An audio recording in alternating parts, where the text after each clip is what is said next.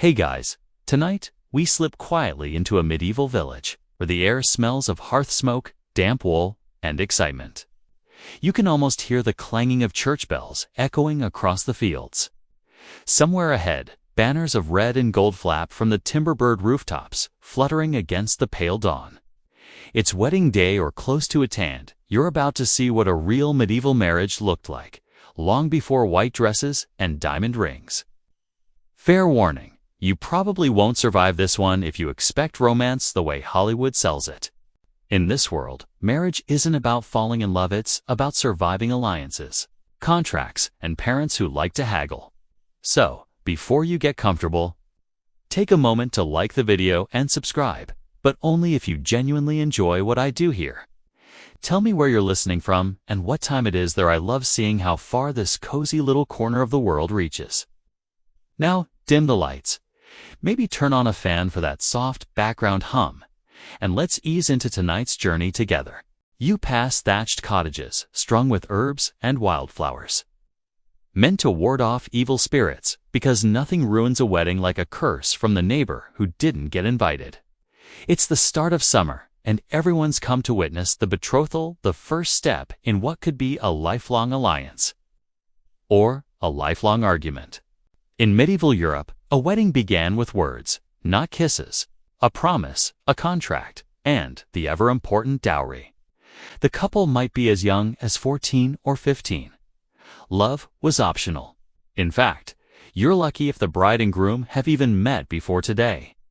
The village priest keeps a ledger thicker than a brick, noting who owns what, because that's what marriage means: property, inheritance, security. You stand quietly among the onlookers as two families meet under an oak tree. The father of the bride, cheeks ruddy from ale and pride, shakes hands with the groom's uncle. That clasp seals more than a friendship. It seals land, livestock, and the family's name for another generation. A sheep bleats somewhere in the distance, which feels oddly appropriate because, in many cases, animals were literally part of the dowry. A cow or two, a patch of barley field, maybe even a chest of linen. Historians still argue whether the dowry was more symbolic or survival-based, but in truth, it's both. You're not just marrying a person, you're merging small economies. And if that sounds unromantic, well, medieval people might have said the same about dating apps today. The bride stands nearby, eyes lowered, fingers twisting the hem of her simple wool gown. It's undyed, a faint grave, natural, practical, and slightly itchy. Her hair is braided with ribbons of blue, a color of purity. She doesn't speak much, but you can tell she's been told her duty: obey, bear children, keep the household, and make sure the bread doesn't burn. The groom, on the other hand, fidgets beside her. He's not much older, a farmer's son with calloused hands and a tunic that smells faintly of hay. He looks proud, though slightly terrified, like a man who's just been handed both a wife and a tax bill. The priest begins the formal betrothal. He recites Latin phrases, most of which no one truly understands, but they sound sacred enough to keep the mood solemn.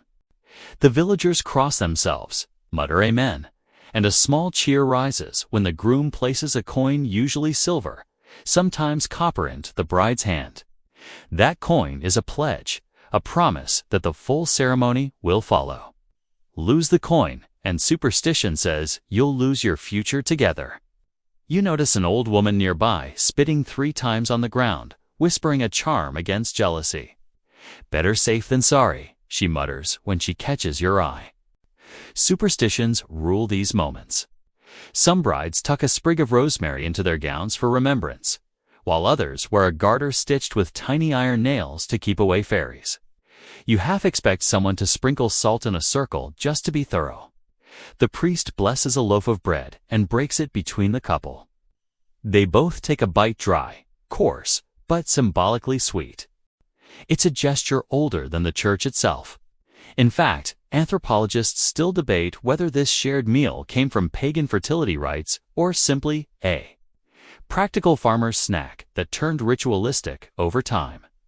Either way, crumbs fall into the grass and children scramble to grab them. Eating wedding crumbs is supposed to bring luck in love, though one boy just seems happy to have free food.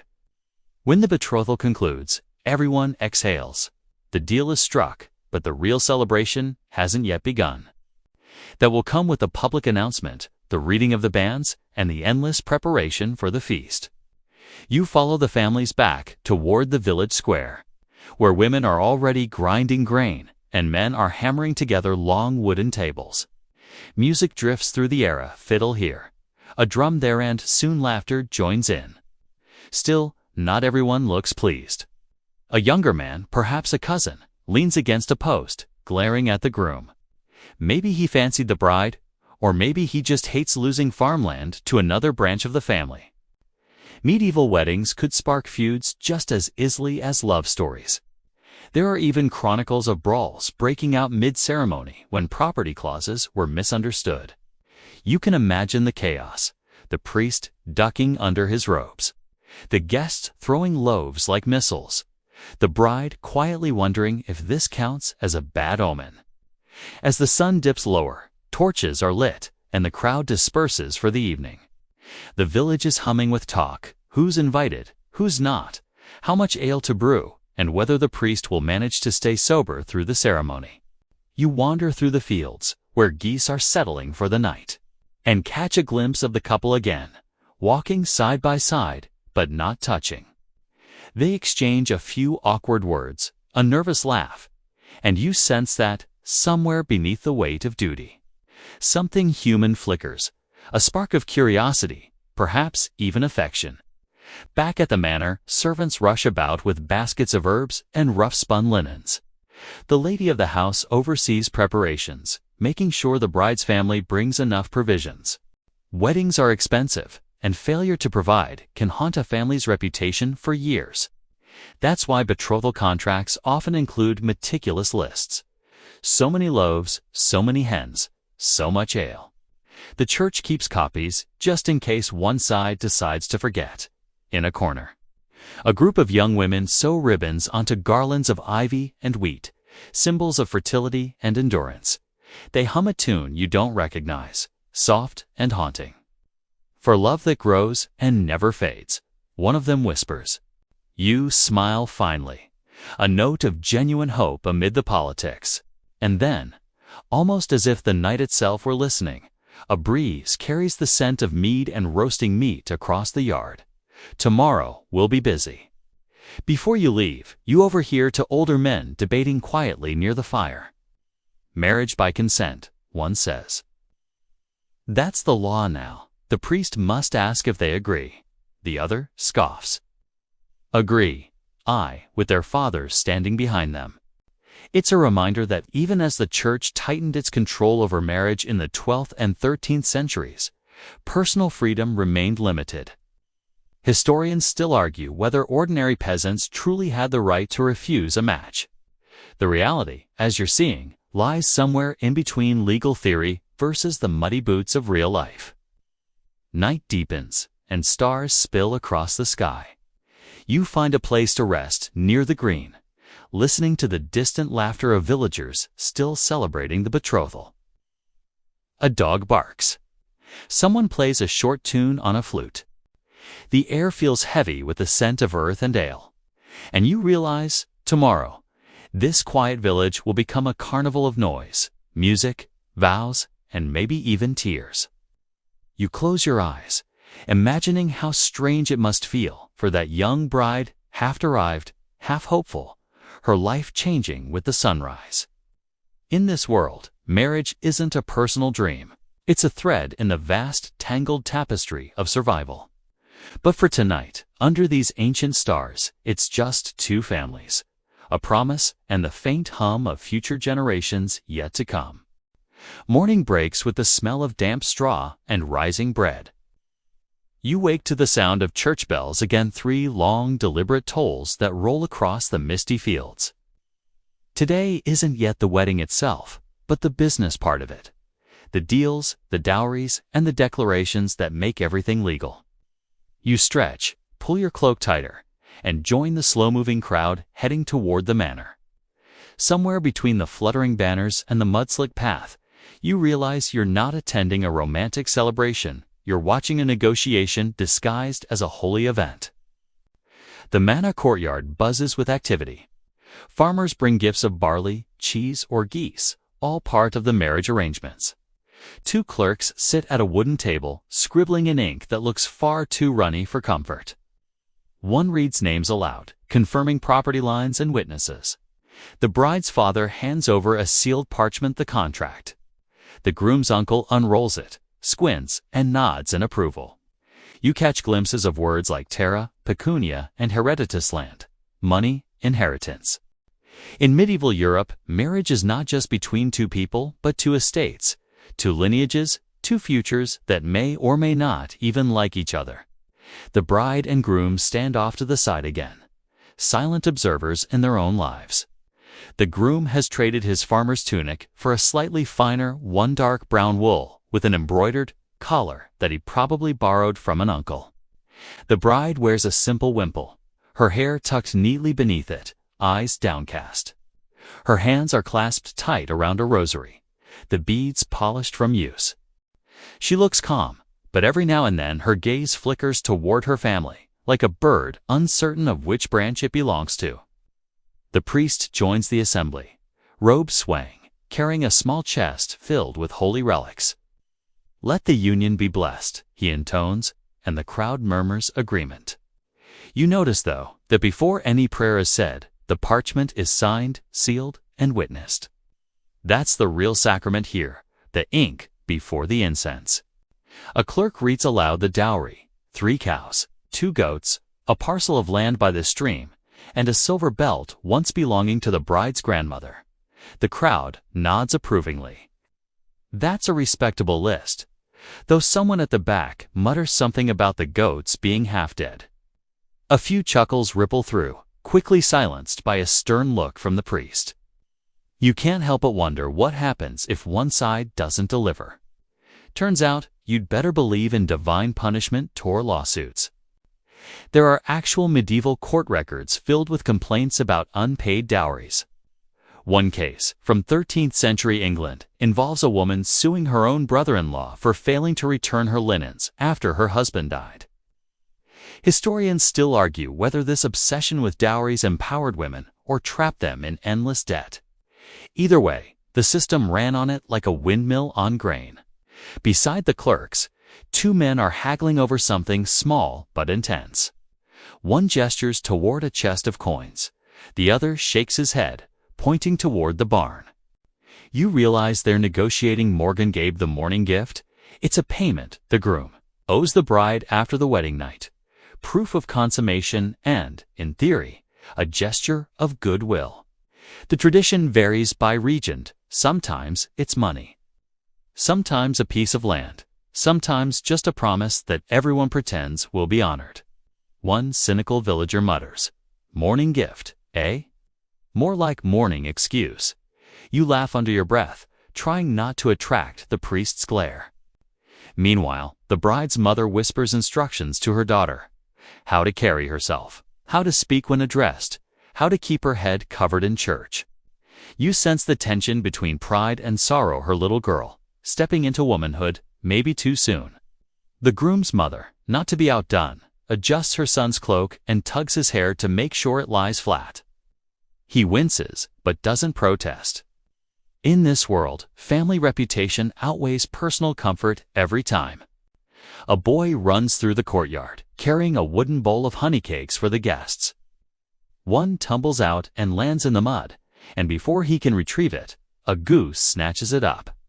The crowd bursts into laughter, the kind that feels like a release from all the formality. A good omen. Someone calls. The goose approves. The priest rolls his eyes, but allows the mirth to settle before resuming his solemn duties. The air thickens with smoke from the hearths as the contracts are finalized. The clerk sprinkles sand on the wet ink to dry it. The priest lifts his hand in blessing. The families clasp palms again, sealing everything before God and community. You realize this isn't just a ritual, it's a public declaration that binds not only the couple, but everyone present. If either party breaks the contract, it's not a private shame, it's a social scandal. And medieval society thrives on gossip like a baker thrives on yeast.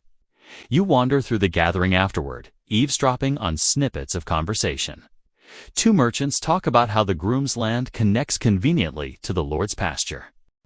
Smart match, one says, chewing on an apple. That stream's worth more than the bride's dowry. The other grins. Don't let the priest hear you say that. It's a reminder that economic calculation drives everything here. Cloaked in the language of virtue and faith. Still, not everyone is cynical. A young woman nearby sighs dreamily. They'll grow to love each other. Her friend snorts. Or grow used to each other. Same thing. You smile. Human nature hasn't changed much in 800 years, has it? As noon approaches, the priest gathers the villagers for the next step, the reading of the banns. For 3 Sundays before the wedding, he must announce the couple's intention to marry, giving anyone a chance to object. If any man knows of a lawful reason these two should not be joined, he says. Speak now.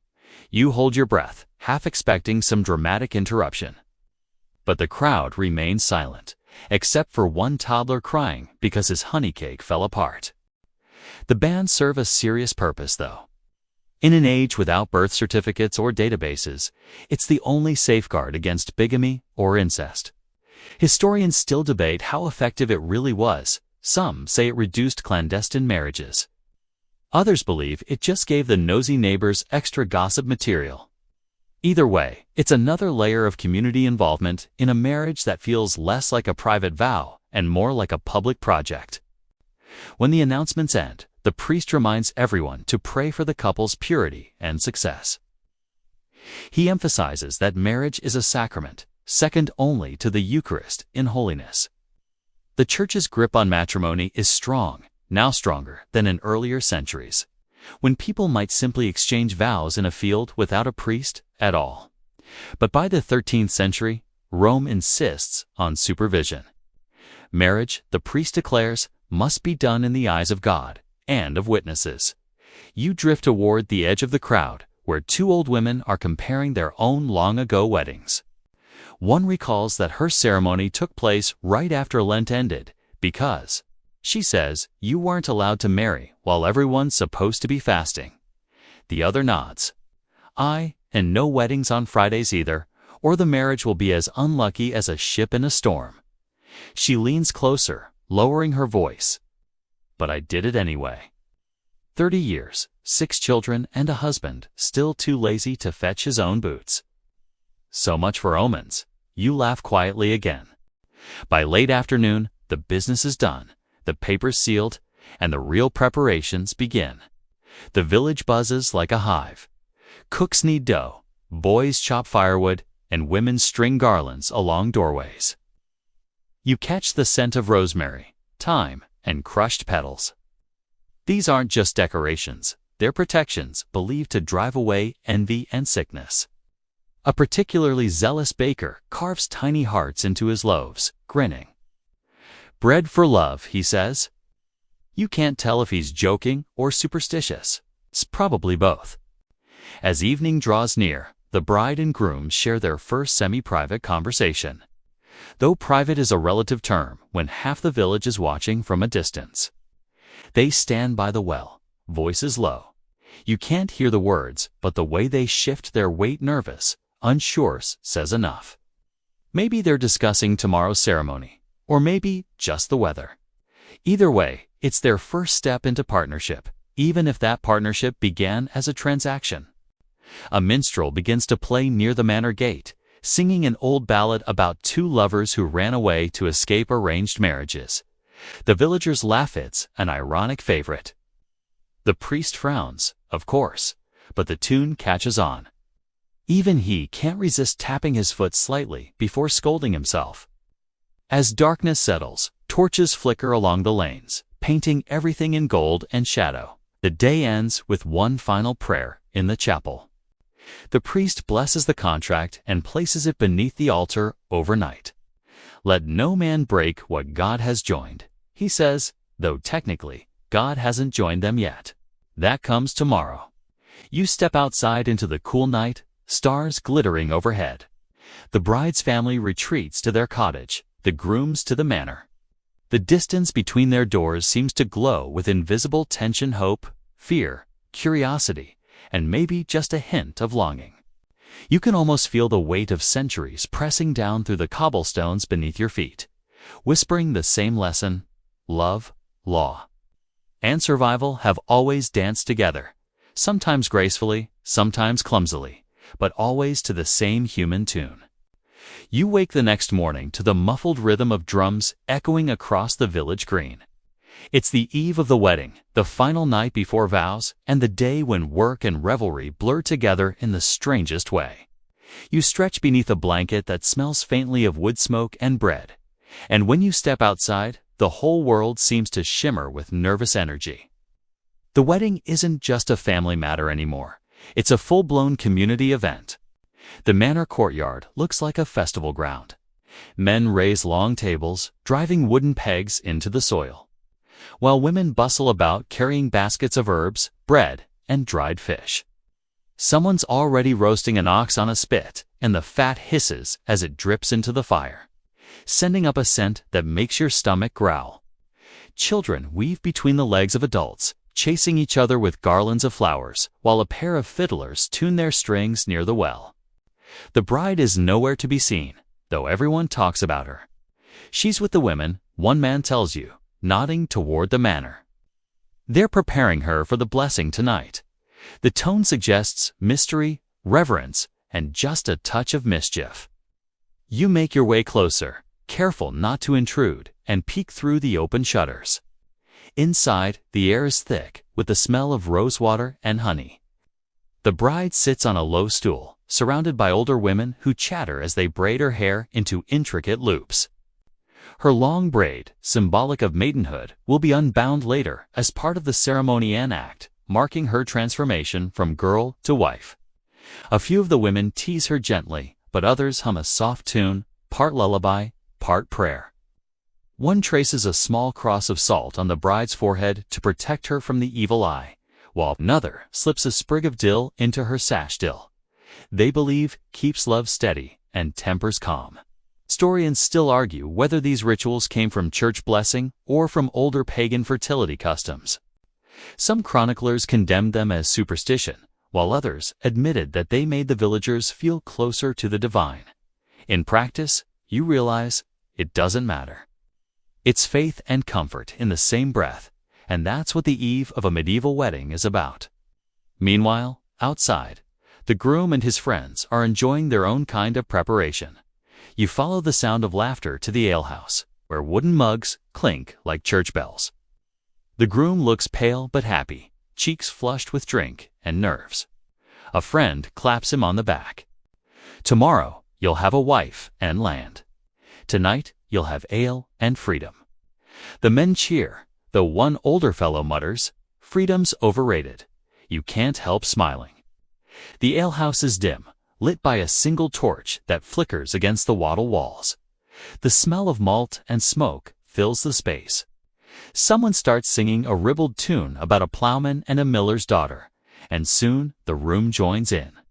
The laughter grows raucous, and you feel that peculiar mix of excitement and impending change, something everyone recognizes but no one names. In one corner, the village jester, a wiry man with only half his teeth, balances a wooden spoon on his nose and proclaims himself the master of mischief for the night. He'll oversee the games later, making sure every prank stays mostly good-natured. He winks at you and says, "Every marriage needs a fool, lad. Without one, who'd keep the rest of us sane?" It's hard to argue with that logic. As the day stretches on, the festivities spill into the lanes.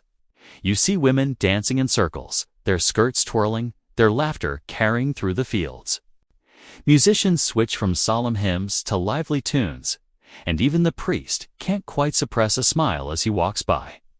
As long as they remember to confess tomorrow, he sighs, half amused, half resigned. But as the sun sets, the tone changes. The laughter quiets, and the crowd shifts toward something more ceremonial. You follow them to the green, where a small fire burns at the center. The bride appears again, now dressed in her finest gown, a heavy linen piece dyed with madder root, a rich reddish-brown color that glows like embers. Her veil is thin but long, trailing behind her like mist. A hush falls as the priest steps forward. He blesses her with holy water, muttering words about purity and divine guidance. Then the older women take over, leading the bride in a slow procession around the fire 3 times. The symbolism is layered: 3 for the Holy Trinity, 3 for the cycles of womanhood, and, as one of the old midwives whispers, 3 for luck against barren wombs. You glance around. Even the rowdy villagers stand quietly now, watching with reverence. The priest blesses the couple's hands separately, sprinkling salt between his fingers as he does. "So no bitterness shall come between you," he says. It's oddly poetic, given that salt was more valuable than silver in some places. You make a mental note not to waste any the next time you spill a few grains on your fries. As the blessing ends, torches flare brighter, and the celebration begins, again but with a twist. Now, it's time for the bedding songs. You're not quite prepared for how openly people sing about what's coming. One chorus goes, "Let the bed be soft, let the night be long, let love's harvest bring joy to the song." It's bawdy and beautiful at once, full of the earthy humor medieval folk loved. The groom blushes. The bride hides behind her veil. The crowd roars with laughter. Not every region had this exact custom, but the idea of fertility blessings was nearly universal. Some villages even paraded the couple's bed linens through the streets to prove purity or prosperity. Historians still debate whether that was a literal practice or a rumor spread by embarrassed nobles trying to distance themselves from peasant fun. Either way, you suspect at least a few sheets ended up on public display. As the stars come out, food fills the tables: roast goose, barley bread, stew thick with leeks and herbs. The smell alone could make a saint sin. You join a group of guests feasting near the fire, where a storyteller launches into a tale about a wedding that ended with a knight marrying the wrong twin. Everyone laughs until they cry. Someone passes you a cup of ale so strong it could double as lamp oil. You sip carefully. It burns all the way down, but pleasantly so. At one point, a boy runs past carrying a bowl of milk, which he places beneath the newlywed's future bed. "To feed the spirits," he says, when you ask. Apparently, household sprites are fond of milk, and if you neglect them, they'll tangle your sheets or steal your luck. You decide not to question it. Medieval life runs on a delicate balance between faith and superstition, and tonight, everyone's hedging their bets. As midnight nears, the air grows heavy with anticipation. The older guests begin to drift away, leaving the younger ones to dance around the fire. The bride's friends gather around her again, singing slower, softer songs, no melancholy ones, about leaving one's childhood home.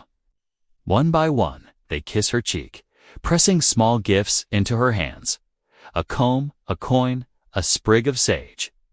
For beauty, wealth, and wisdom, they murmur. Meanwhile, the groom sits apart with his companions, looking pale. One of them offers advice, none of it particularly helpful. "Just remember to smile," says one. "And don't fall asleep," adds another. The jester cackles. "Aye, and pray she does." The men groan. You can't tell if the groom is more terrified of the wedding or the jokes about it. When the hour finally comes, the priest blesses both houses and announces that no one should cross their thresholds until sunrise. "Let the Lord guard your dreams," he intones. Of course, half the villagers ignore him, sneaking off to continue their private feasts. You linger by the fire as the last torches die down. The bride's laughter drifts faintly from the manor window, mixed with the soft murmur of women singing her to sleep. Somewhere in the dark, a dog barks, and an owl hoots from the edge of the forest. You can almost feel the weight of centuries pressing on this moment, the eve before everything changes. You think of how strange it must feel to step from one world into another overnight, to wake as someone's daughter and sleep as someone's wife. Marriage, in this age, is less about love and more about endurance. But beneath the superstition and ceremony, you sense something genuine, something deeply human. The fire crackles. Someone hums the wedding tune again, slower this time, almost like a lullaby. Tomorrow, the vows will be spoken, the hands bound, and the feast will shake the rafters. But for now, the village breathes softly in the dark, suspended in that fragile space between innocence and obligation. You pull your cloak tighter, watching the stars fade one by one. Oh, yes. The air smells of wood smoke, rosemary, and the faintest sweetness of honey, still clinging to the night. Tomorrow, the bride will walk through those same streets, but everything will be different. Dawn comes creeping in gray and gold, spilling over the thatched roofs like warm milk. The village stirs early. Today is the wedding, and nobody wants to miss a thing. The air smells of dew and smoke. You can almost taste the wood ash on your tongue as the first fires spark to life. Somewhere, a rooster announces the day with unnecessary enthusiasm. You rub your eyes, stretch, and join the slow current of people already moving toward the green. You can hear them before you see them: the beat of a drum, the ring of a small bell, the shuffle of feet in the mud. The wedding procession is forming. It begins, of course, at the bride's house, where women are fussing with veils, ribbons, and the kind of nervous laughter that fills the air before something monumental happens. The men, already outside, are joking to mask their own nerves. One sharp-eyed grandmother mutters, "A good start is half the marriage," before spitting on her thumb and smoothing a wrinkle in the bride's veil. The bride emerges at last, and for a moment, even the geese fall silent.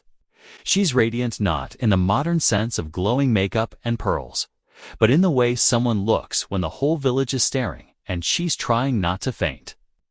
Her gown is heavy linen dyed with woad, a blue so deep it almost looks gray. Around her waist, a belt glints with bits of brass and bone. Her veil falls nearly to her elbows, its edges trimmed with the tiniest stitches of red thread, a color of luck and vitality. She holds a small bouquet of herbs: rosemary for remembrance, rue for protection, and a sprig of wheat for fertility. You can hear the priest's voice above the hum of the crowd. He blesses the bride's home and sprinkles holy water across the threshold.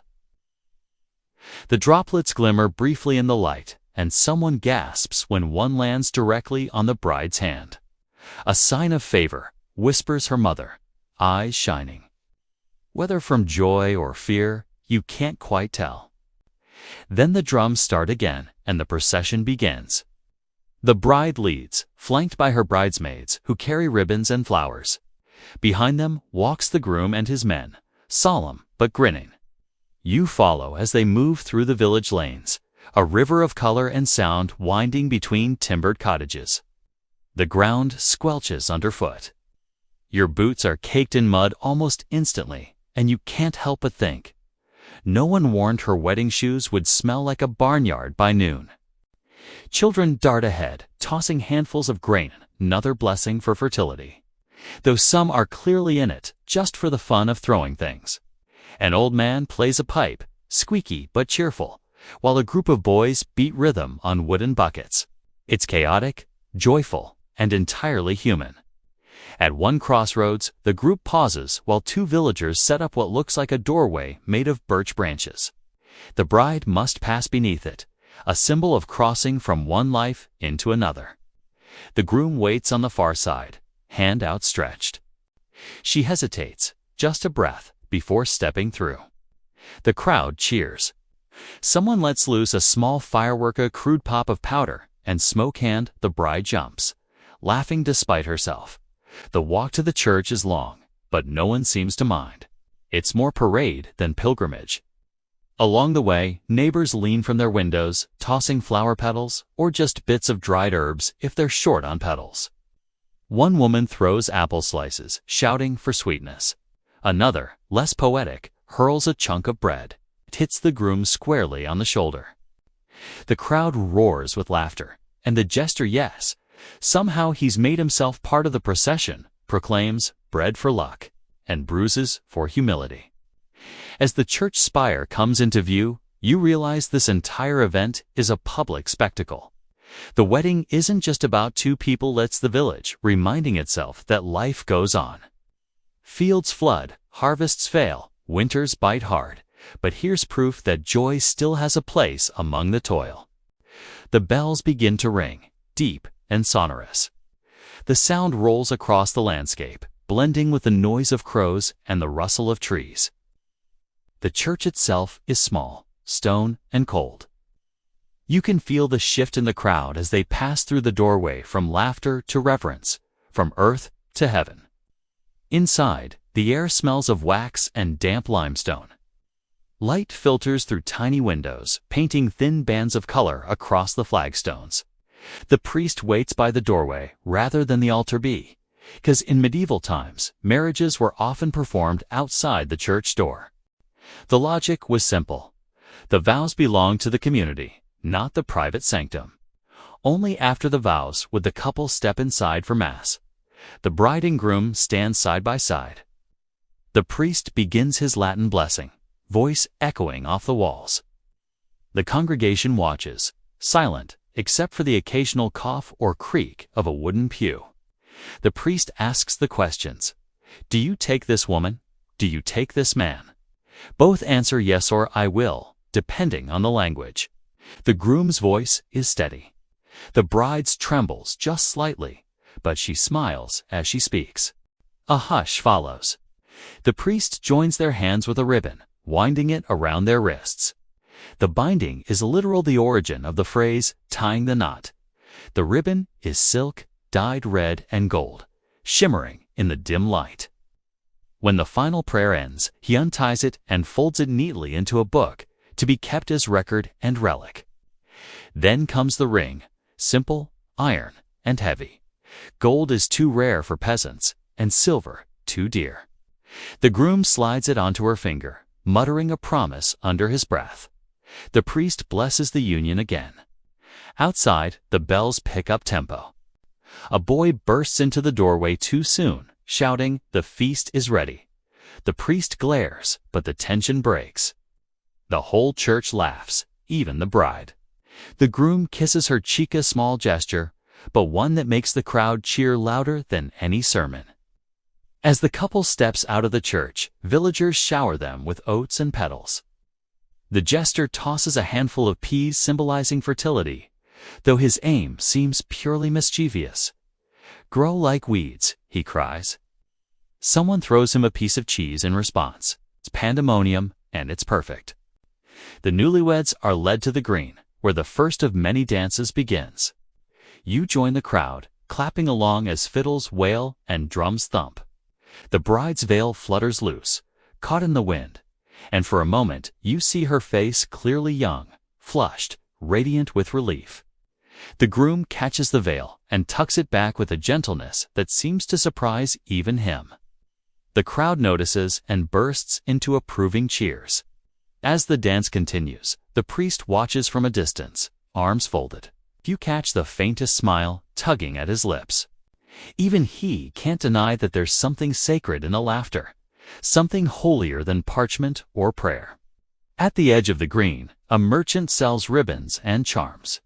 One catches your eye, a small bronze key said to bring harmony to the household. If they argue, the merchant says slyly, they can take turns holding it. You buy one, tucking it into your sleeve. Not for them, just a souvenir of the strangest, most human celebration you've ever seen. The sun climbs higher, glinting off mugs and metal, lighting the faces of everyone gathered. For a moment, the whole village seems to exist outside of time, no hunger, no sickness, no fear. Just music, laughter, and the faint hope that maybe, just maybe, this union will bring good fortune to them all. A group of children chases the bride's train, giggling as they try to touch it. For luck, they squeal. One tumbles into the mud, pops up, and declares proudly, "Now I'll marry rich." The crowd roars again. Someone mutters, "He'll be lucky if he marries at all." You find yourself smiling, swept into the rhythm of the day. The noise, the smells, the sense of unity, it's intoxicating. Somewhere deep in your chest, you feel that small, inexplicable warmth that comes when humans gather to promise themselves to hope, despite knowing how hard life will be. As afternoon edges toward evening, the couple is led toward the manor for the feast. Behind them trail the musicians, the jester, the priest, and nearly everyone else. The banners flutter in the wind again, red against blue sky. The drums keep beating, steady and strong, like a heartbeat that belongs not just to two people, but to an entire community. And as you follow the crowd, mud on your boots and a smile you can't quite shake, you realize, in this world of faith and fear, famine and fortune, a wedding isn't just a contract. It's an act of defiancy, celebration of life in a time when tomorrow was never guaranteed. By the time the bells fall silent, the village green has transformed into a living tapestry of color, laughter, and smells so strong they could feed a starving man through scent alone. You follow the stream of guests toward the manor yard, where long trestle tables are already set planks laid across barrels and boxes, draped with whatever cloths could be borrowed or begged for the day. Chickens squawk indignantly as they're shooed away, and dogs circle the perimeter, tails wagging, hoping for scraps that are sure to come. The air hums with hunger and excitement. Someone is roasting a pig over an open fire, the skin turning a glossy, crackling brown. A boy turns the spit, while another brushes the meat with ale and herbs. The aroma alone could make a monk break his fast. At another fire, women stir thick stews of lentils and onions, and the sharp tang of vinegar sauce cuts through the smoke. In one corner, a barrel of ale is tapped, and the first mugs are being filled and passed hand to hand. You find yourself a seator, at least a space at one of the benches. There's no assigned seating here. Nobles sit near the top of the table, the newlyweds at the center, and everyone else falls into place as they can. Even the lowest servant is fed, though what they receive depends on how far down the table they sit. You might get roasted meat and white bread near the top, or boiled turnips and coarse rye near the bottom, but no one leaves hungry. A herald more enthusiastic than professional steps forward and announces the bride and groom. The crowd erupts in cheers, mugs raised high. The couple walks between the tables, hand in hand, their faces flushed from attention and ale. The groom looks proud and slightly dazed. The bride's eyes shine like she's both thrilled and terrified. At the head of the table, the local lord gives a short speech. It's mostly about blessings, duty, and how a good marriage keeps the peace as well as the crops. He makes a joke about hoping this union produces as many heirs as this village has geese, and everyone laughs politely, except for the geese, who hiss in protest nearby. Then the feasting begins.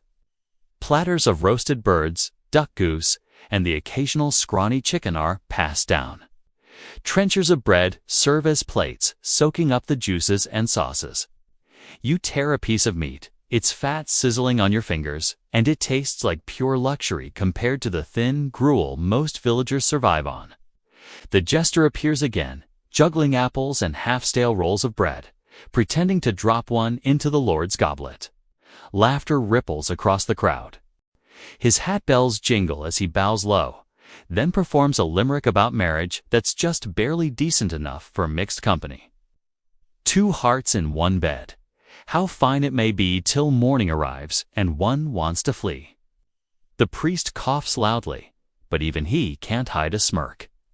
A minstrel strums a lute nearby, singing of knights and maidens, though his lyrics have been repurposed to sound suspiciously like the bride and groom story. The crowd joins in, clapping and stomping the rhythm. The beat of feet on earth feels like a pulse, the kind that binds everyone here in shared joy. You take a drink of Al Sweet Foamy, faintly sour. It tastes like a long day's work ending well.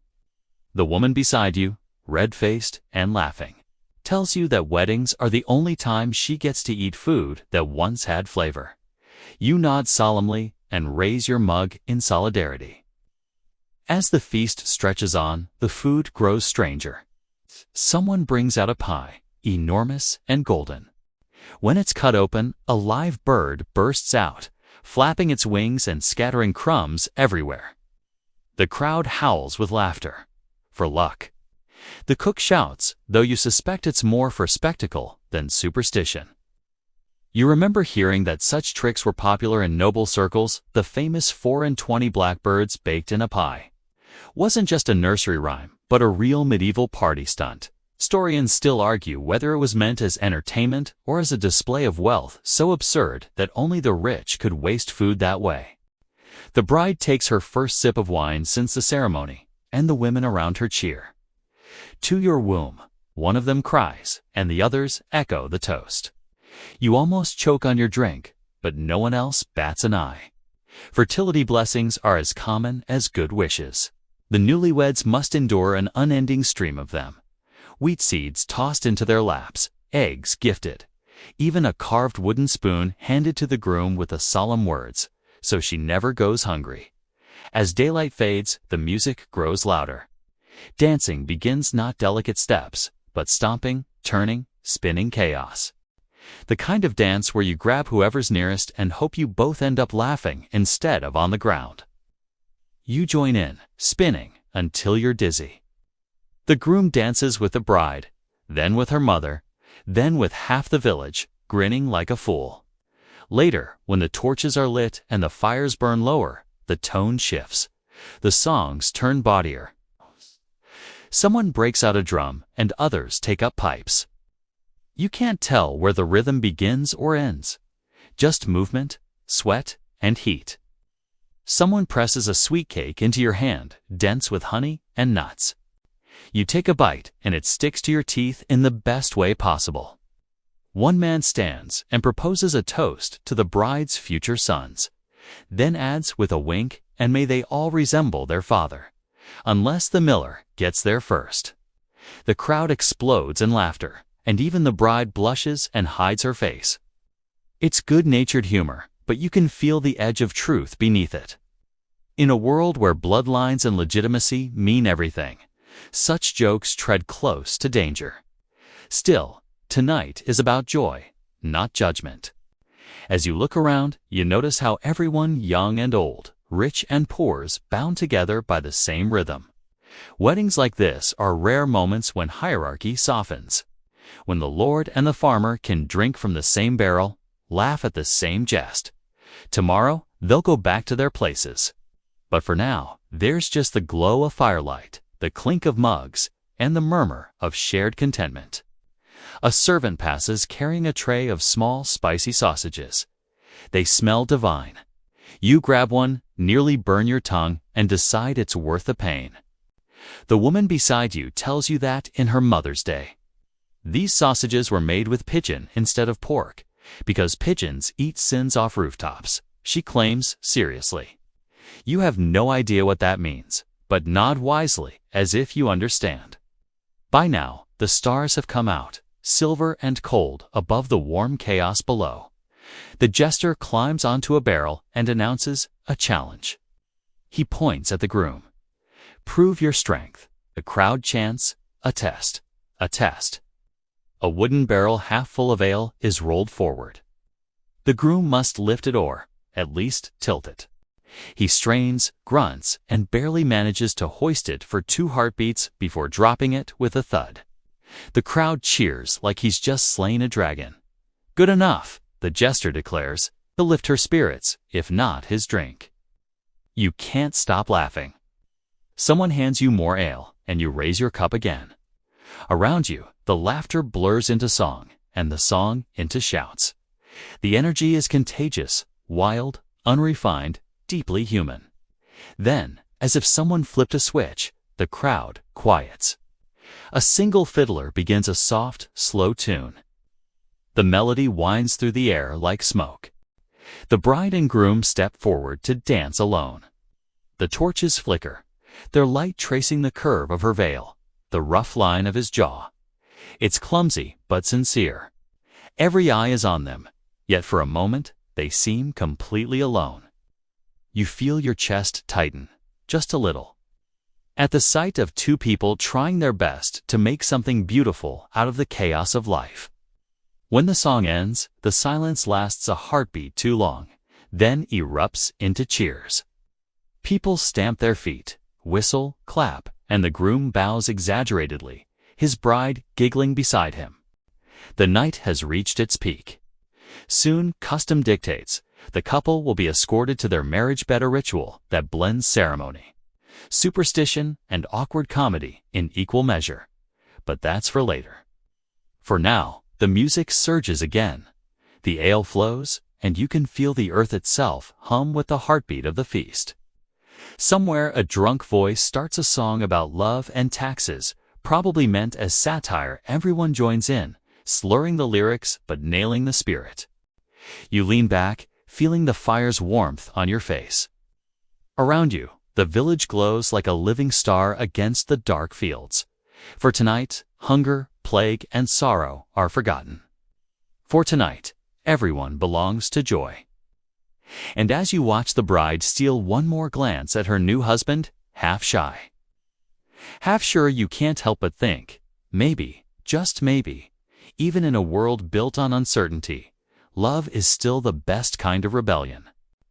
The moon has risen by the time the torches start to burn low, and a new kind of energy takes hold of the celebration, part laughter, part tension, and part that strange hush that means something sacred or scandalous is about to happen.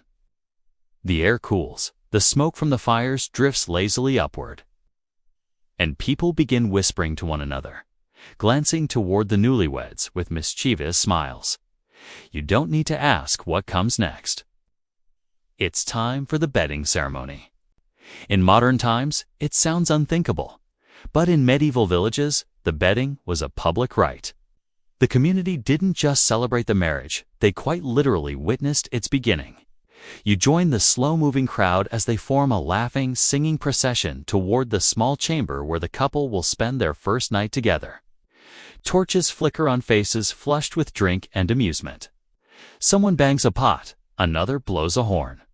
The jester runs ahead with a sheet over his head, pretending to faint from modesty. At the front of the line, the bride and groom walk hand in hand, red-faced but smiling. Their friends tug at their sleeves, teasing them with bawdy jokes and songs. Keep the fire warm. One man shouts and another adds, and don't fall asleep before the rooster does. You can't help but laugh. It's embarrassing and ridiculous, but the laughter carries an undertone of tenderness. Beneath all the noise, there's a shared understanding. This is life, messy and funny, and utterly human. When they reach the door, the groom's friends lift him onto their shoulders, cheering wildly while the bride's companions pretend to shield her with a blanket, giggling all the way. It's noisy, chaotic, and somehow still ceremonial. A priest stands nearby, though this part is decidedly outside his domain, and mutters a quick blessing, half drowned by the noise. Then the crowd erupts again, clapping and singing. Let the hearth burn bright tonight. Let love keep the cold from sight.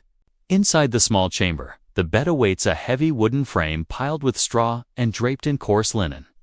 Fresh herbs have been scattered beneath the mattress, lavender for calm, thyme for courage, and sage to ward off evil spirits. The idea is that no demon or curse should find its way between the couple on their wedding night. Historians still argue whether these herbs were meant for comfort or protection, but you suspect a little of both. The bride's mother steps forward, carrying a jug of warm, spiced wine.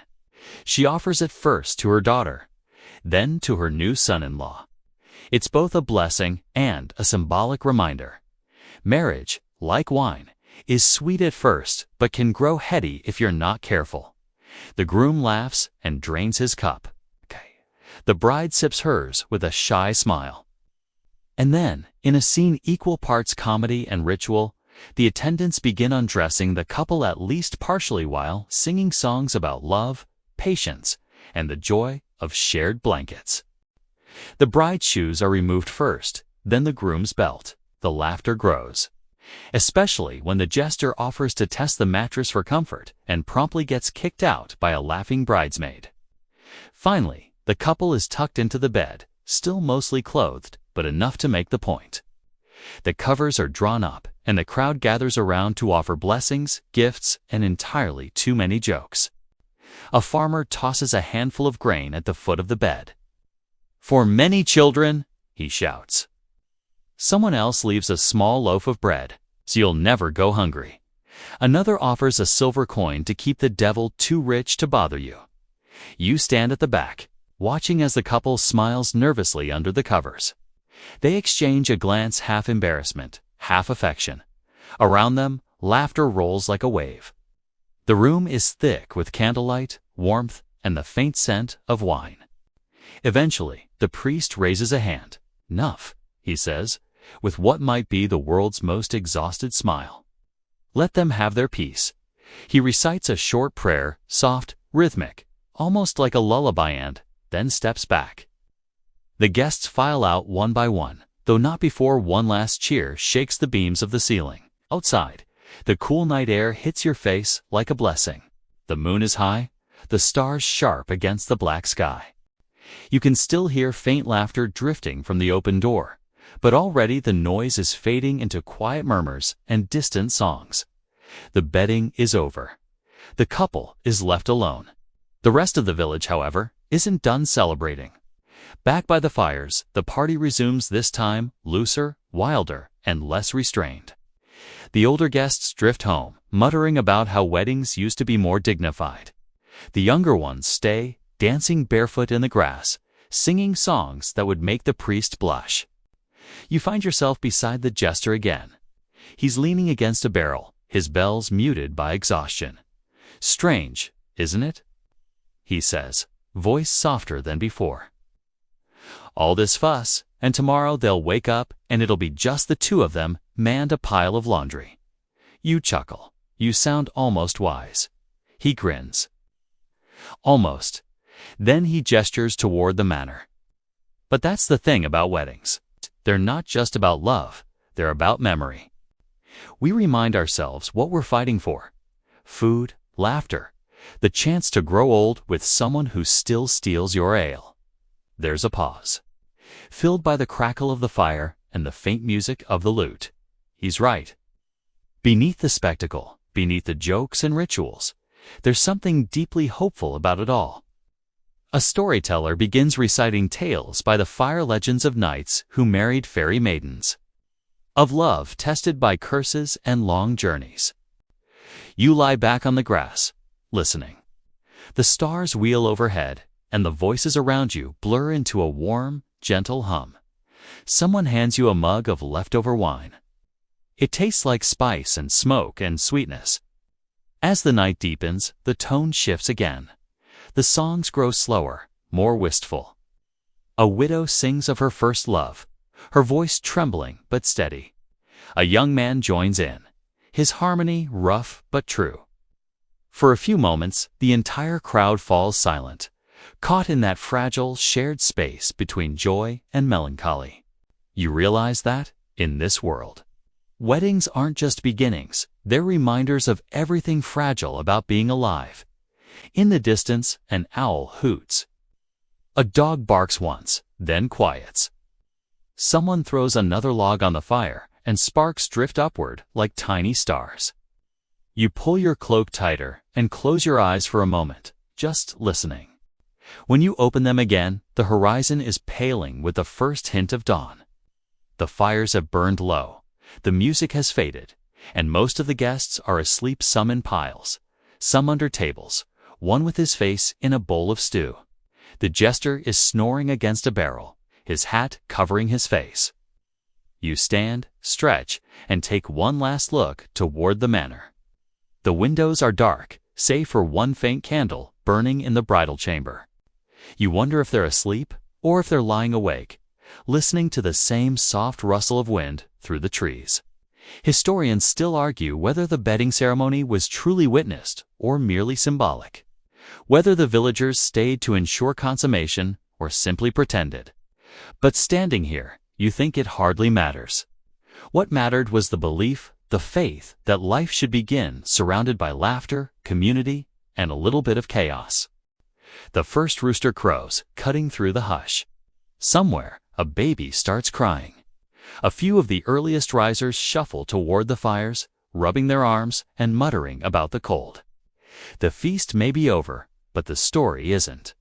The wedding has ended, and now comes the long, quiet part, the living. You take one last sip of wine, set the mug down, and start walking back toward the road. The grass is wet with dew, the air heavy with the scent of smoke and earth.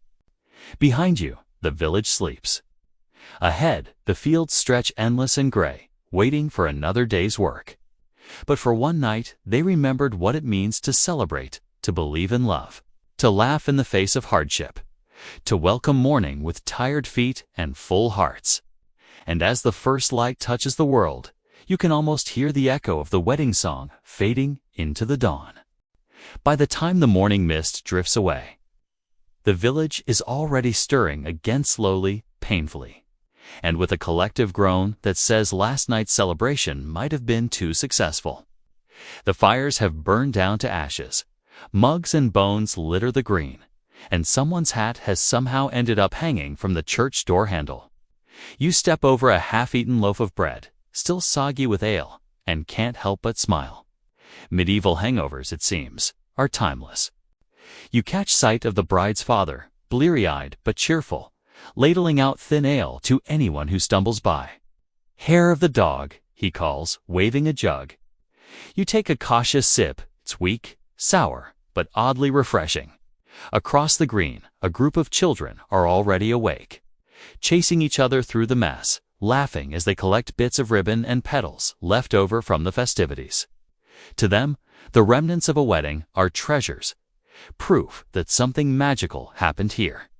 Soon the newlyweds will have to face their first morning together, and as tradition demands, they won't do it privately. You follow the small crowd gathering near the manor door, where the jester, back on his feet and full of mischief, announces, "Let us see if love has survived the night." The villagers chuckle knowingly. A hush falls as the couple emerges. They look exhausted but radiant, like they've crossed into a new world. The bride's hair is loose, falling over her shoulders, and she's wrapped in a linen shawl. The groom's tunic is half-laced, and his grin is sheepish but wide. The jester bows dramatically. They live. They breathe. They even smile. He declares, earning laughter from the crowd. Then comes the proof of marriage, a symbolic one. Of course. The groom presents the bedsheet to the bride's mother, who examines it solemnly before nodding with satisfaction.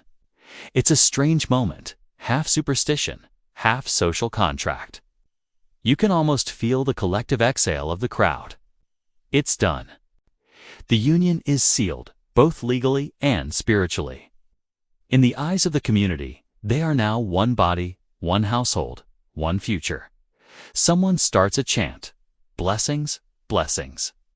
The bride blushes deeply, but she's smiling. She takes her husband's arm, and together they make their way toward the church once more, followed by the villagers. This time, it's not for vows, but for Thanksgiving, a short mass to bless the new household. Inside, the priest's voice drones through the smoky air, giving thanks for love, for prosperity, for patience. You notice that last word is spoken with extra weight, as if he knows how many marriages depend on it more than affection. After the service, people begin to disperse. Some head to the fields. Others return home to sleep off the night's indulgence. The newlyweds, however, are led to their new dwelling, a small cottage gifted by the groom's family. Furnished with little more than a bed, a chest, and the faint scent of fresh straw. The doorway has been decorated overnight with garlands of greenery and a small carved token, 2 interlocking hands, the medieval symbol of fidelity. The couple stands at the threshold while the priest mutters a blessing. "May your roof keep out the storm, your hearth keep in the warmth, and your hearts keep faith through all seasons." Then he sprinkles holy water over the lintel.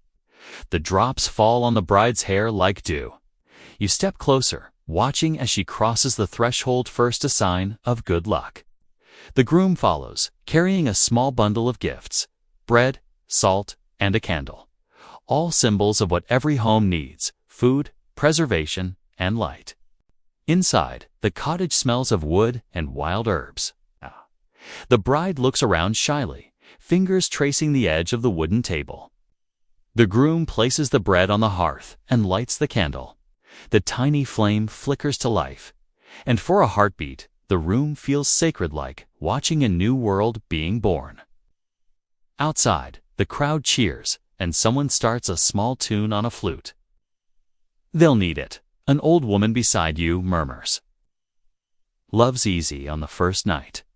It's the 10th winter that tests you. Her voice isn't bitter, just wise, softened by years of living. You wander back toward the green, where the cleanup has begun. Men are dragging broken benches aside, and women are scraping the last of the stew from pots.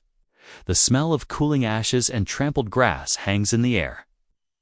You can still hear bits of yesterday's laughter echoing between the houses. A farmer stops you, mug in hand. "You're not leaving yet, are you?" "There's the breakfast to come." You blink. Another feast. He grins. "A small one, what's left of the ale and the bread. Waste not, want not." So you stay. The breakfast turns out to be more like a communal brunch, with cold meat, leftover pie, and thin ale passed around in shared bowls. The food may be plain, but the mood is still bright. People trade gossip and stories from the night before. Who danced with whom? Who fell into the fire pit? Who sang so loudly that even the chickens refused to sleep? You hear someone claim that a ghost was seen at the edge of the green sign. Apparently, that ancestors came to bless the marriage. Another insists it was just the miller staggering home. Historians still argue. The jester says with mock solemnity whether ghosts or millers are more likely to appear after midnight. The crowd roars with laughter. As the sun climbs higher, you notice the village begin to shift back into its rhythm. The fields call. The animals need feeding. The honeymoon will last only as long as the chores allow. The bride's mother is already showing her daughter how to knead dough properly, and the groom is out splitting firewood, still wearing his wedding tunic. Romance meets reality faster than any fairy tale ever admits. You help gather the last of the dishes, your hands sticky with dried ale. Someone hands you a slice of cold pie and insists you eat. You came to the wedding. You eat at the wedding, they say firmly. It's impossible to refuse. Later, when the crowd finally thins, you take a walk through the village. The banners are still hanging, though a few have begun to droop. The flowers along the path are wilted but lovely, their colors muted by dust. You pass by the church again. Its doors are open, sunlight spilling across the pews. Inside, the same priest who presided over the wedding is now kneeling quietly, head bowed. For a moment, you watch him, thinking how many unions he's blessed, how many he's buried. The rhythm of life here is relentless. Birth, work, love, loss, repeat. But each cycle has its moments of defiance, like this wedding, when the world paused to celebrate the simple miracle of two people choosing each other. Outside, the sound of a hammer echoes as the groom repairs the fence beside his new home. The bride hums softly inside, sweeping the floor. The song drifts through the open window, a simple melody, but it fills the air like sunlight. You realize that in a time when survival itself was uncertain, these small acts, building, singing, cleaning, loving, were forms of quiet courage. As you stand there, the jester strolls by again, his bells jingling faintly. "Off so soon?" he asks. You shrug. "Thought I'd let them start their life in peace." He nods, looking thoughtful for once. "Hi. But don't think peace comes easy. Marriage is a fine jest. It always starts with laughter, but the punchline takes a lifetime." He grins, tips his hat, and walks away down the road, his silhouette shrinking into the brightness of morning. You stay a while longer, just watching the cottage. Smoke begins to rise from its chimney, curling into the blue sky. Somewhere nearby, the sound of a hammer blends with birdsong. Life, it seems, wastes no time moving forward. And yet, something about this morning feels eternal, the quiet joy of beginnings. The scent of bread baking, the echo of laughter still clinging to the air. You know that by nightfall, this day will fade into memory. The decorations will be taken down, the last mugs washed, the songs forgotten. But their story will carry on, woven into the rhythm of the village, retold at every future wedding. As you turn to leave, you glance back one last time. You walk a little further from the village, letting the sounds of ordinary life fade into the distance. The sun has risen high enough to turn the dew into mist, and that faint morning chill finally gives way to warmth. The smell of smoke, bread, and manure, the holy trinity of medieval living, wraps around you like a thick blanket. You stop by a hedgerow, lean against it, and take in the scene. The feast may be over, but the wedding's aftermath ripples through the countryside in subtle ways. It's not just about the couple. It's about every connection renewed, every alliance sealed, every whispered promise of help or trade.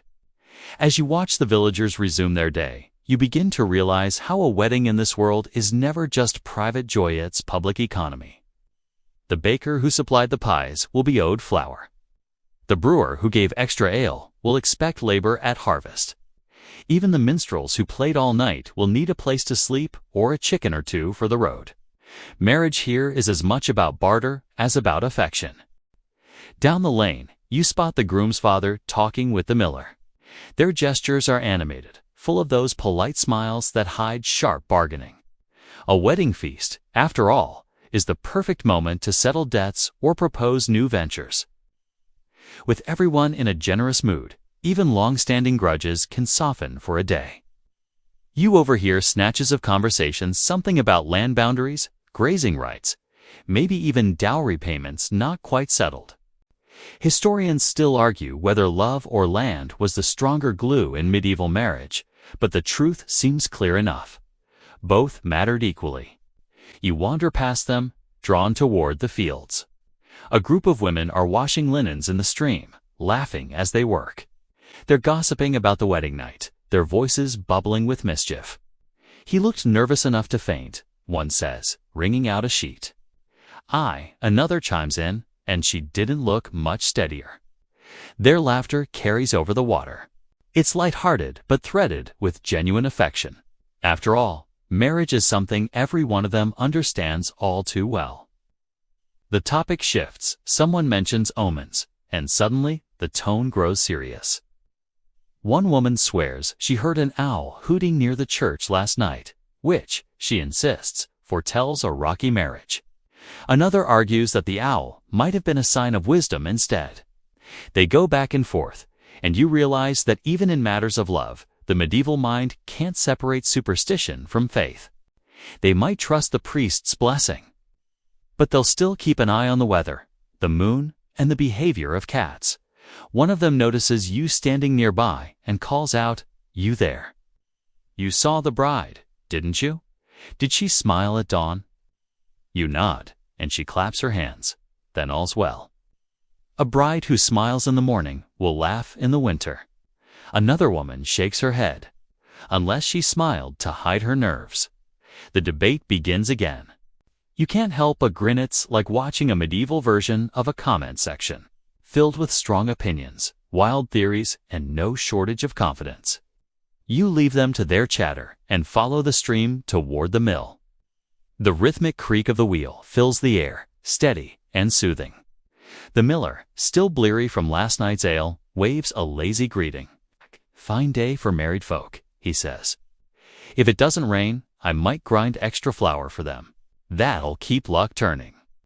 He taps the wooden beam beside him, muttering something that sounds suspiciously like a charm. Another superstition, touching wood to keep fortune steady. Apparently, some things never change. You continue walking, your boots sinking into the damp earth. The countryside feels peaceful, almost reverent. The chaos of the feast has dissolved into the gentle hum of daily works, pinning wheels turning, axes thudding, children laughing in the distance. But beneath that calm lies the unspoken truth. For the newlyweds, the hardest part begins now. Marriage in the Middle Ages isn't a soft-focus romance, survival with company.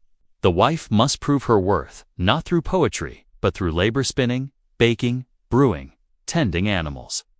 The husband must feed and protect, his love measured in the strength of his back and the steadiness of his hands. There's affection, certainly, but it's woven tightly with necessity. You imagine the bride in her new cottage, kneading dough while her husband repairs the fence outside. Each act a quiet promise. We will keep this life going. Still, there's tenderness too. Inside that cottage, hanging above the hearth, you picture a small wooden carving, a pair of doves given as a wedding gift. Simple, maybe crude, but carved by someone who believed that love deserved its symbols. People then didn't speak much of love, but they expressed it in action, in survival shared. As the day wears on, the village starts to breathe again. Children return from errands, women hang linens to dry, and the men's laughter drifts from the fields. You decide to wander back toward the green, where a few stragglers remain. The jester is there again, sitting cross-legged beneath a tree, plucking at a lute with a lazy grin. "Back from your adventures?" he asks, without looking up. You nod, sitting down beside him. "Just trying to understand how it all fits together," you say. He chuckles. "Ah, weddings always confuse outsiders. You think it's about the bride and groom. It's really about everyone else." He strums a few notes, his voice dropping softer. "See, a wedding's like a wheel. Spin it right, and the whole village turns smoother for a while. Spin it wrong," he shrugs. "Well, we all feel the jolt." He's right. You think of how the entire community participated. The food shared, the debts balanced, the gossip traded. It wasn't just one union. It was 100 small threads weaving tighter. The wedding, in truth, was a ritual of renewal for everyone. The jester begins to sing a quiet tune about a maiden and a sailor, full of longing and humor in equal measure. His voice is rough, but heartfelt. A couple of children sit nearby, swaying to the rhythm, their faces dreamy. One of them asks, "Did the maiden wait for him?" The jester smiles sadly. Some say she did. Some say she found another. Historians still argue. The children giggle, though they don't quite understand the joke. As the melody fades, you realize how music threads through every part of medieval life. It's more than entertainment, it's memory, emotion, history, disguised in rhyme.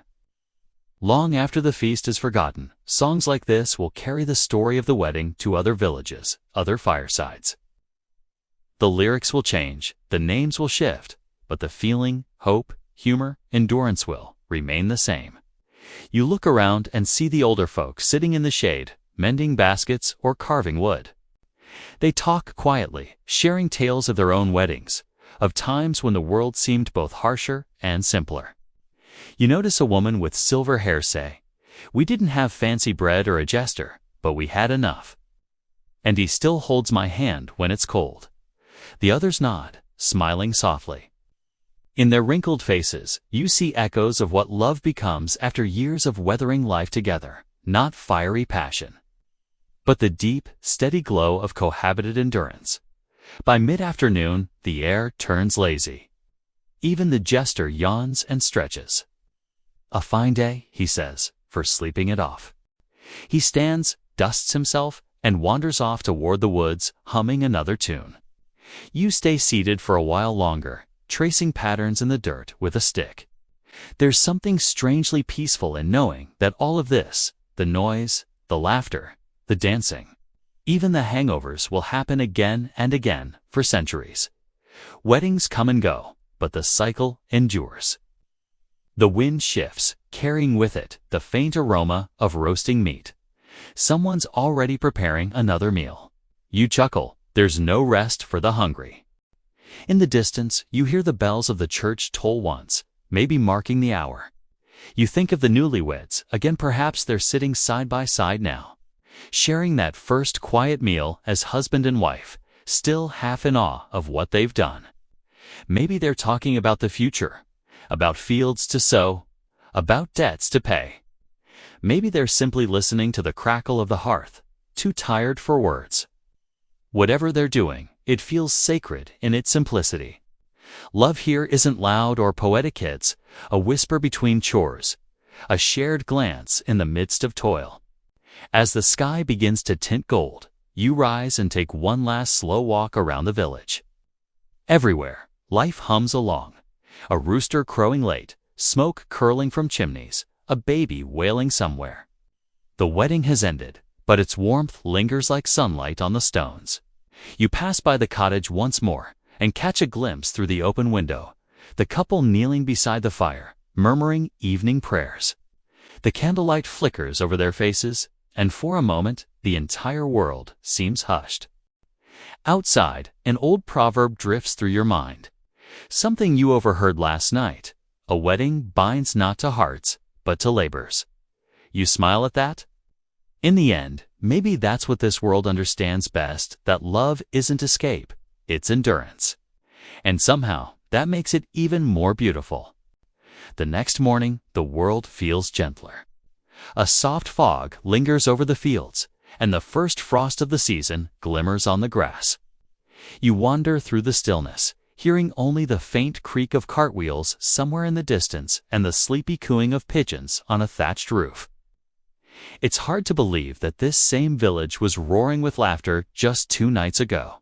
Now, it's like the land itself has drawn a long, contented breath after all that joy. You make your way to the cottage again. The little home looks almost hidden in the mist, its roof beaded with dew, a thin wisp of smoke curling from the chimney. You approach quietly, and through the open shutters, you can see the couple already awake. The bride is stirring a pot over the fire, her sleeves rolled up, the scent of barley porridge thick in the air. The groom is fixing a small wooden shelf against the wall, humming under his breath. They don't speak much, but the comfort between them is palpable, a quiet rhythm that doesn't need words. The first full day of their shared life has begun, and it's less romantic than practical. There are debts to tally, neighbors to thank, and animals to feed. The bride takes a loaf of yesterday's bread and wraps it in cloth. It's an offering for the priest, a token of gratitude for his blessing. The groom shoulders a basket of turnips for his father, payment for the help and food that came with the wedding. You follow them as they step out into the chilly air, walking side by side, their breath visible in little clouds. At the church, the priest is already busy, sweeping leaves from the threshold. He looks up with a kindly smile. "Ah, the married ones," he says. "Come to give thanks." The bride nods, offering the bread. He blesses it with a small sign of the cross, murmuring a prayer. Then he eyes the groom. "And you, lad, keep her well." God sees what happens under the roof as much as under his house. The groom nods solemnly. You catch the faint twitch of a grin on the priest's lips. He's seen enough newlyweds to know that advice will sink in slowly over many winters. As they leave the church, an old woman stops them. She's clutching a basket of herbs, her back bent, but her eyes sharp as needles. "For the hearth," she says, handing over a bundle tied with red thread. "Burn it each Sunday to keep away envy." The bride accepts it with a curtsy, though she looks uncertain. "What is it?" she asks softly. The old woman smiles. "Rosemary for remembrance, sage for wisdom, and rue for courage. You'll need all 3. You can almost feel the bride's gratitude and her unease.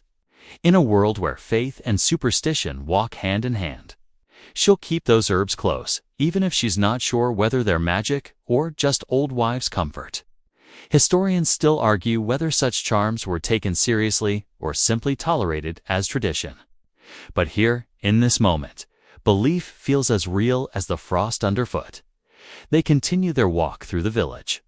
The people they pass greet them with smiles, jokes, and the occasional teasing wink. "Still alive, I see." Someone calls from a doorway. Barely.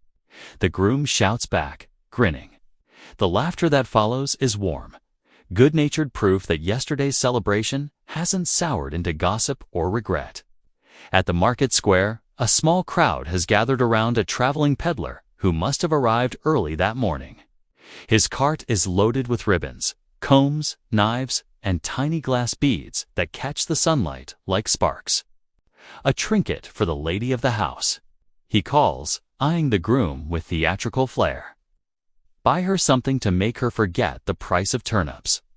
The crowd laughs, and even the bride giggles. The groom, playing along, picks up a simple pewter brooch and hands over a few coins. "May it bring you luck," the peddler says, though his tone makes it sound more like a blessing than a sale. They linger a while at the market, exchanging greetings and small talk. You overhear bits of conversation. One woman bragging about how much ale she managed to steal home from the feast, another complaining about her husband's snoring afterward. The talk of the wedding still dominates everything, but in a few days it will fade into the background hum of village memory, replaced by new gossip, new worries, new joys. Eventually, the bride and groom return home. They spend the afternoon sorting through wedding gifts, bundles of wool, clay jugs, bits of furniture, even a hen or two. It's not lavish, but it's enough to start a life. You watch as they organize everything carefully, creating order out of the chaos of celebration.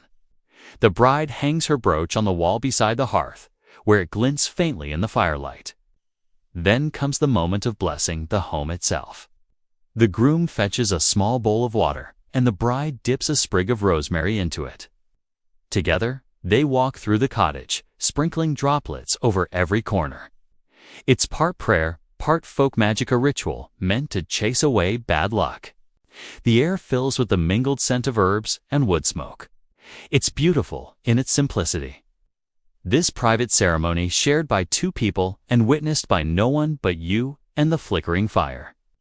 As dusk falls, the couple sit outside on a wooden bench, their hands brushing lightly. The last of the light paints the fields in shades of gold and violet. You hear the distant toll of the evening bell, calling the village to rest. The bride sighs softly. "Do you think it'll always feel like this?" she asks. The groom glances at her, then at the darkening sky. "No," he says quietly. "But we'll remember that it did once." It's an honest answer, the kind that rings truer than promises. You think about all the other couples who must have sat like this through the centuries, each believing their love was new. Each learning that love in this world isn't about perfection, but persistence. The night deepens. Inside the cottage, the fire crackles and the shadows dance across the walls. You can hear the muffled sound of distant laughter somewhere, perhaps another feast, another milestone being marked. But here, peace reigns. The bride closes the shutters, and the room fills with the soft glow of a single candle. They kneel again to pray, murmuring words that sound half like gratitude, half like plea. Outside, the wind sighs through the trees. When they finally lie down, it's not with the feverish excitement of the wedding night, but with a calm acceptance. You watch as the bride pulls the blanket to her chin, her eyes fluttering closed. The groom reaches over, resting a hand lightly on hers. In the faint light, you can see that their faces have softened, no longer performing for anyone. Theirs is now the quiet, ordinary kind of love that carries the world forward. As you step back out into the night, the stars seem impossibly bright. The village is silent except for the rustle of leaves and the faint hoot of an owl. Hopefully not the bad omen the washerwomen feared. You wander toward the edge of the green, where the remnants of the wedding still lie scattered. A crushed garland, an empty jug, a few withered petals. They glow faintly under the moonlight, ghosts of joy already fading into memory. You sit there for a while, listening to the hush of the sleeping world. In the distance, a dog barks once, then settles. The silence feels thick and ancient, filled with all the love stories that have played out under these same stars. You imagine the countless brides who have stood before church doors like this, the countless grooms who have stumbled home through the same muddy lanes. The details change the names, the songs, the colors of the ribbons, but the feeling endures. A fragile hope that two people, bound by faith and chance, might build something that lasts. You run your hand through the grass, damp with dew, and find a stray flower, one that must have fallen from the bride's wreath. It's wilted now, but its scent lingers faintly of lavender and rosemary. You hold it for a moment, thinking how something so small can carry an entire story. Then you let it fall, carried away by the night breeze. The moon climbs higher, bathing the village in silver. Smoke rises gently from a dozen chimneys, each one a sign of warmth, of life continuing. Tomorrow, there will be more work, more laughter, more arguments over land or dowries or missing hens. But tonight, everything feels suspended, balanced between celebration and routine. You realize that, for all its dirt and hardship, there's something profoundly tender about this world, a rhythm that finds beauty in endurance. You take one last look toward the little cottage. The light inside has gone out, but you can still see the faint outline of smoke curling into the sky. Somewhere within those walls, two people sleep side by side, their breaths falling into the same steady rhythm. It's the sound that keeps the village alive, the quiet heartbeat of continuity. The next morning arrives with a gentle chill that brushes against your cheeks, the kind that makes you pull your cloak tighter and appreciate the warmth of hearths even more. The village is quieter than yesterday, the aftermath of celebration leaving a soft hush over cobblestones and thatched roofs. You wander along the main street, noticing small signs of the wedding's echo everywhere. A ribbon caught in a fence post, the remnants of petals in the mud, and the faint aroma of spiced bread lingering in the marketplace.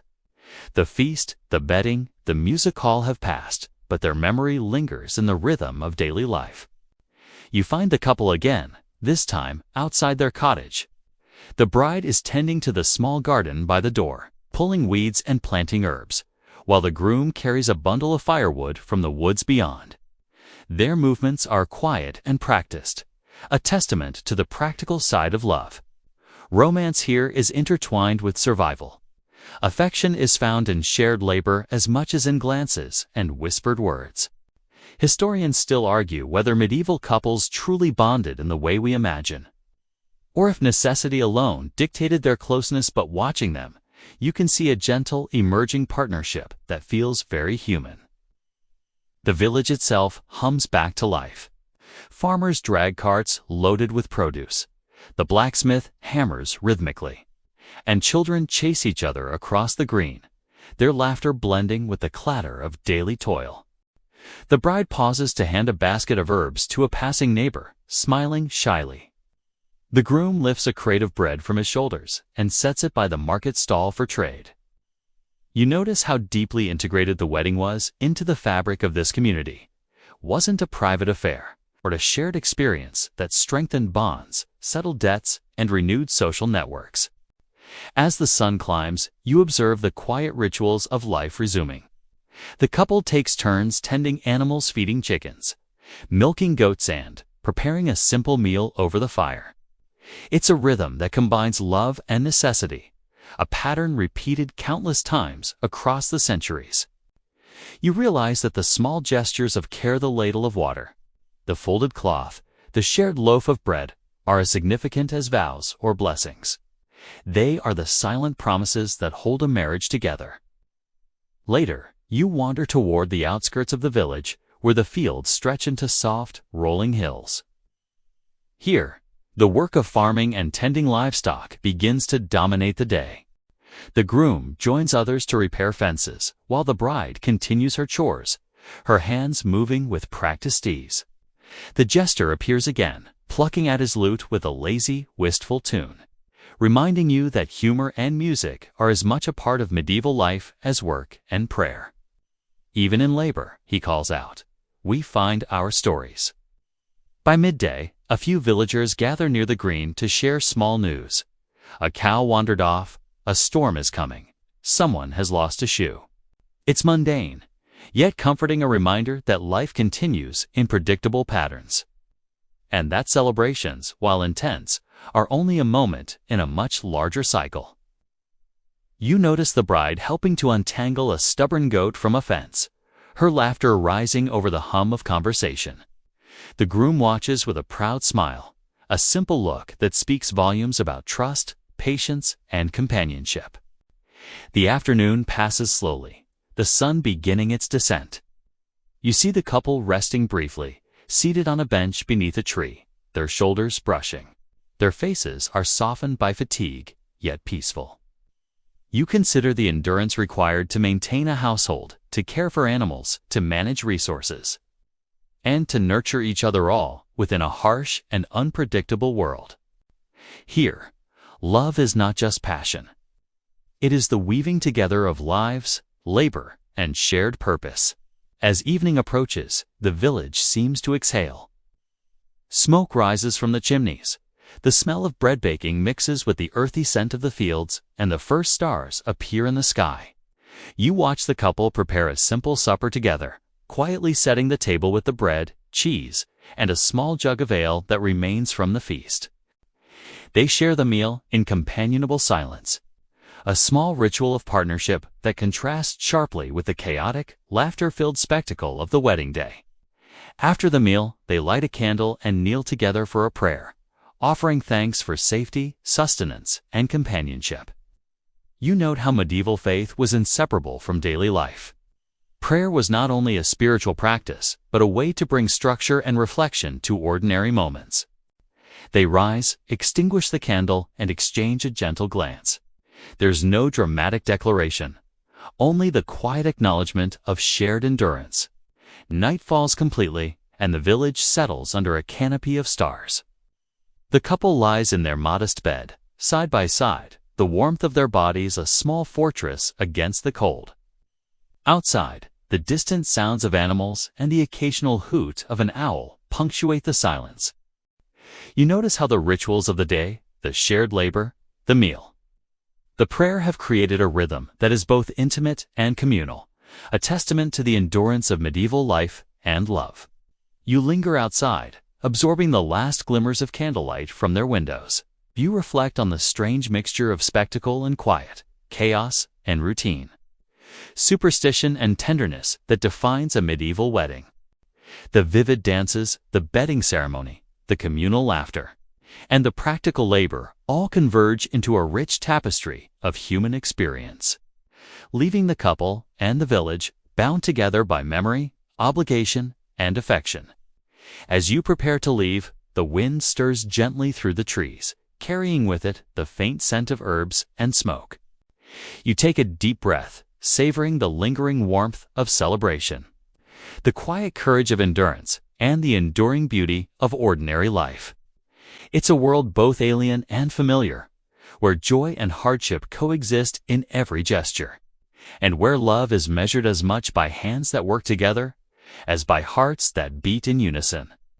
You step onto the path leading away from the village, the moonlight casting long shadows over the fields. Somewhere behind you, the couple settles into sleep, their breaths falling into the same rhythm that will guide them through seasons, years, and the unpredictable currents of life. The village lies quiet and content under a sky full of stars, a place where every story, laughter, labor, love, and loss intertwines in the ongoing hum of existence. And as you walk toward the edge of the forest, the sound of the distant stream mingles with the faint echo of last night's songs. You smile, realizing that while celebrations end, the memories and rituals they create ripple outward, shaping community, fostering endurance, and reminding everyone that life, in its messy, chaotic, and beautiful totality, is worth embracing.